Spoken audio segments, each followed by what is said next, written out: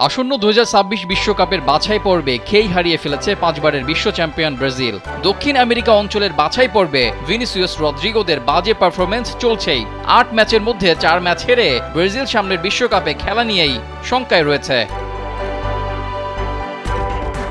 ঠিক এ কারণে ব্রাজিলের 2026 বিশ্বকাপ বাছাই পর্বে বুধবার প্যারাগুয়ের বিপক্ষে 1-0 গোলের পরাজয় একটি অপ্রত্যাশিত ঘটনা বলা যাচ্ছে না।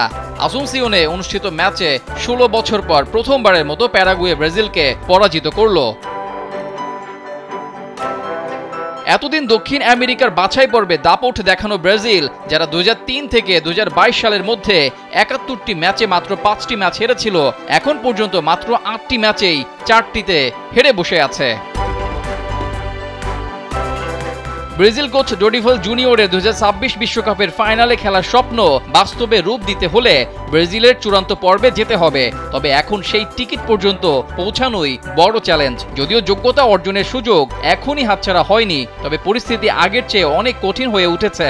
একমাত্র ওয়ালটন এসি দিচ্ছে 1 বছরের রিপ্লেসমেন্ট গ্যারান্টি।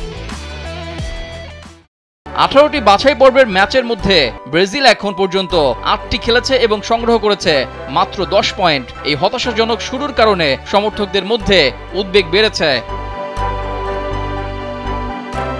ব্রাজিলের শুরুর এই দুর্বল পারফরমেন্স নিয়ে দেশটির সংবাদ মাধ্যম ও গ্লোবো উদ্বেগ প্রকাশ করেছে। তারা জানিয়েছে, দক্ষিণ আমেরিকান অঞ্চলের বাছাই পর্বে এর আগে এত বাজে শুরুর মুখোমুখি কখনো হয়নি ব্রাজিল। এই বাছাই পর্বে ব্রাজিল আগামী অক্টোবরে চিলির বিপক্ষে 9ম ম্যাচ খেলবে, যেখানে জয় পেলে তাদের মোট পয়েন্ট দাঁড়াবে 13। কিন্তু ইতিহাস বলছে, বাছাই পর্বের প্রথম 9 ম্যাচ শেষে ব্রাজিলের সর্বনিম্ন পয়েন্ট ছিল 16, যা 2010 বিশ্বকাপের বাছাই পর্বে হয়েছিল।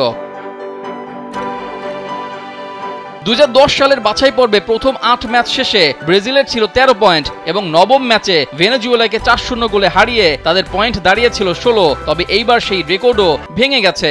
অন্যদিকে 2022 বিশ্বকাপ বাছাই পর্বে ব্রাজিল 8 ম্যাচ শেষে সংগ্রহ করেছিল 22 পয়েন্ট। এই অবস্থায় ব্রাজিল দলকে এখন ঘুরে দাঁড়াতে হবে। কোচ ও দলের উপর চাপ বাড়ছে এবং সামনে যেসব ম্যাচ রয়েছে সেগুলোতে ভালো পারফরমেন্স করতে না পারলে চূড়ান্ত পর্বে ওঠা আরও কঠিন হয়ে যাবে। রেজাউল করিম, কালবেলা।